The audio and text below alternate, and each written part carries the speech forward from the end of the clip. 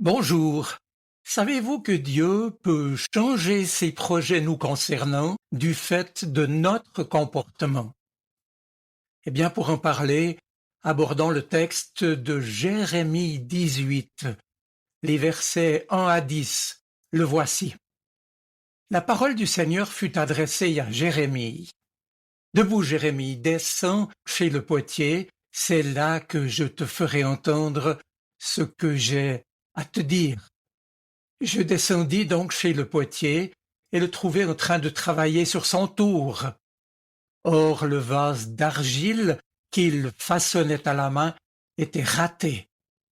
Du coup le potier en refit aussitôt un autre qui lui convenait tout à fait. Alors la parole du Seigneur me fut adressée. Gens d'Israël, ne puis-je pas agir à votre égard comme ce potier? Demande le Seigneur. Vous êtes dans ma main comme l'argile dans la main du potier. Parfois, à propos d'un peuple ou d'un royaume, je parle de déraciner, de renverser et de détruire. Mais si ce peuple renonce au mal qui a provoqué ma menace, alors je change d'avis au sujet du malheur que je pensais lui faire. Parfois, à propos d'un autre peuple ou d'un autre royaume, je parle de reconstruire et de replanter.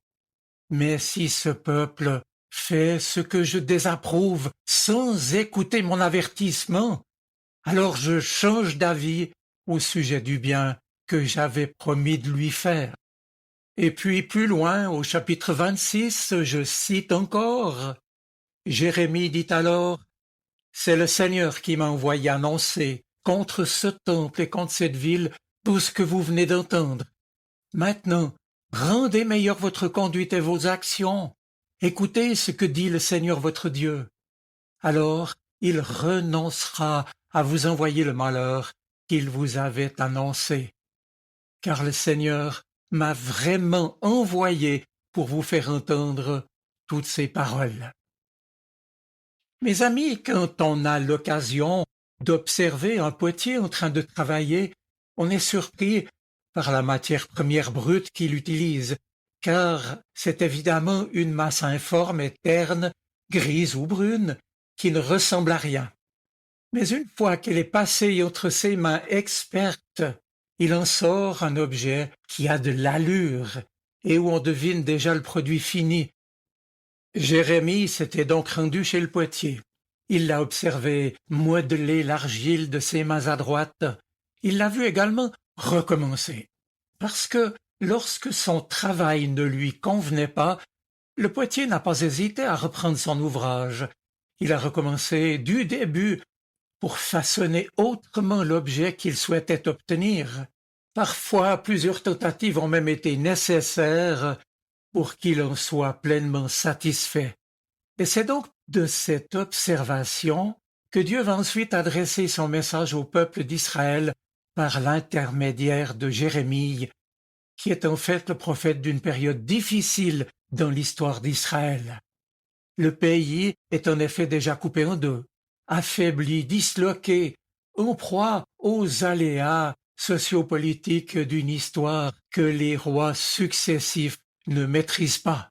Et c'est durant cette période que Jérémie est envoyé par Dieu pour parler au peuple de Juda et de Jérusalem. Ce sont les années qui ont conduit à la destruction de Jérusalem en 587 avant Jésus-Christ. La situation historique est donc importante pour comprendre ce texte. Jusqu'ici, Israël avait traversé une succession continuelle de temps qu'on pourrait schématiquement résumer cycliquement: péché du peuple qui s'éloignait du Seigneur de l'Alliance, puis jugement de Dieu, repentance du peuple et finalement pardon de Dieu. Un cycle continu. Jérémie a pris part à ce drame national de nature éminemment spirituelle et religieuse. Mais maintenant, Jérémie va expliquer de la part de Dieu que le péché du peuple est beaucoup plus grave et que si Jérusalem est sur le point de tomber, de passer sous la domination de ses puissants voisins, c'est qu'il y a chez Israël un vrai défaut de fabrication, pourrait-on dire, comparable à un morceau d'argile rebelle, et son infidélité et ses désobéissances, semblables au désordre du morceau de terre qui résiste au potier qui voudrait le façonner. On pourrait en conclure simplement que Dieu agit librement et souverainement avec nous, les hommes et les femmes de ce monde, aussi libre que le potier avec son argile. Autrement dit, qu'il peut agir comme bon lui semble. D'ailleurs, l'expression mentionnée au verset 4, qui précise que le potier avait agi pour que son œuvre lui, je cite, convienne tout à fait, ou comme bon lui semblait. Cette expression nous donne la clé du message de Jérémie, à savoir que le Seigneur, le potier, modèle et travaille selon son projet, et non selon ce que l'argile perçoit comme bon, puisque l'argile évidemment n'a pas voix au chapitre dans le processus de création. Mais vous l'avez entendu, le récit ne s'arrête pas à cette seule comparaison, puisque Jérémie courageusement a ensuite transmis le message de Dieu, un message qui contenait une menace. Et ce faisant, Jérémie, néanmoins, désire de tout son cœur que les Israélites reviennent au Seigneur et échappent ainsi au jugement qu'il est contraint de leur annoncer de sa part. On pourrait ici penser que le Seigneur compare nos vies individuelles à de l'argile, et en conclure qu'un morceau d'argile ne sert à rien s'il n'est pas malléable, façonnable et souple entre les mains du potier. Et il est vrai que le destin d'une masse d'argile informe est bien de s'abandonner entre les mains du potier. Mais il y a un mais.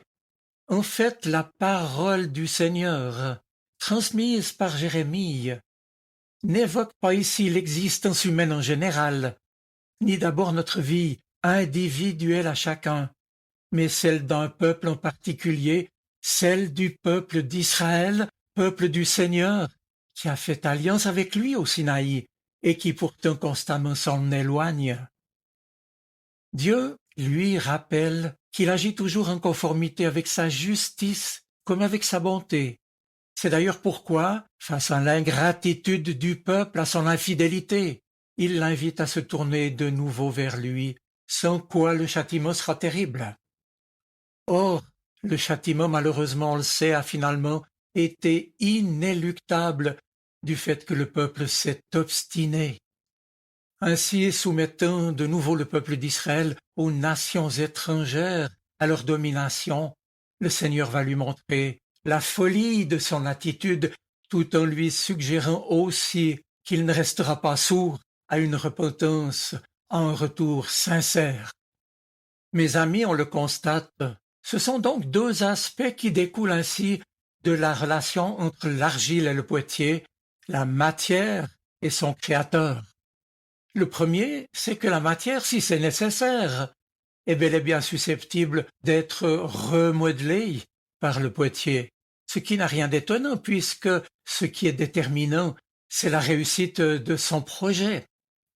Et puis, deuxième aspect, oui, un Dieu qui change d'avis, cela pourrait nous faire peur, mais il nous faut plutôt retenir cette affirmation que notre Dieu a une personnalité, disons, qui interagit avec nous en fonction de notre comportement, de notre confiance et aussi de notre prière.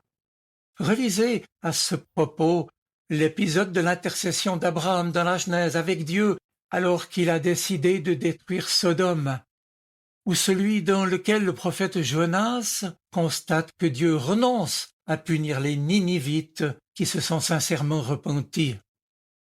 Ici, on comprend que l'image du potier remplace en fait l'image d'une certaine majesté divine devant laquelle l'homme ne peut rien faire, la remplace par le message d'un Dieu d'amour concerné par le devenir de sa création, de ses créatures, et par le devenir de son Église aussi. Une image qui nous interroge également sur la capacité que nous avons, nous chrétiens, à nous laisser interpeller et réformer sans cesse par Dieu. notre relation avec lui n'est-elle pas appelée à progresser selon le projet qu'il a, lui, pour nous? Jérémie nous permet de découvrir ici que malgré le vécu de ses enfants infidèles, notre Dieu n'est pas sourd, immuable et insensible, enfermé dans sa propre logique. Mais cette relation, il la veut, relation d'amour avec nous, et cela à un point tel qu'en Jésus-Christ, il a voulu et accepté de se faire proche et serviteur de chacun. Dieu nous a dit, Jérémie attendait de voir comment Israël déciderait de se comporter. Notre Dieu est ouvert à changer de direction, à repenser les possibilités, à abandonner le châtiment envisagé. Il nous regarde avec bienveillance et amour. Dès lors, avec ce texte, avec cette image du potier qui façonne et remodèle l'argile, c'est bien le verbe travailler qui s'impose ici pour nous aussi. Une image qui évoque l'action de Dieu dans nos vies par son esprit. Une image qui nous rappelle que c'est aussi notre comportement, notre témoignage et notre engagement de chrétien, que ce soit dans notre vie communautaire ou individuelle, qui sont essentiels aux yeux de Dieu. Je vous souhaite une bonne semaine. Soyez bénis. Amen. Sa parole résonne dans mon cœur. Elle est vivante, elle parle. Elle m'aide à choisir, m'illumine. Elle est vivante, elle est poignante, elle touche mon cœur.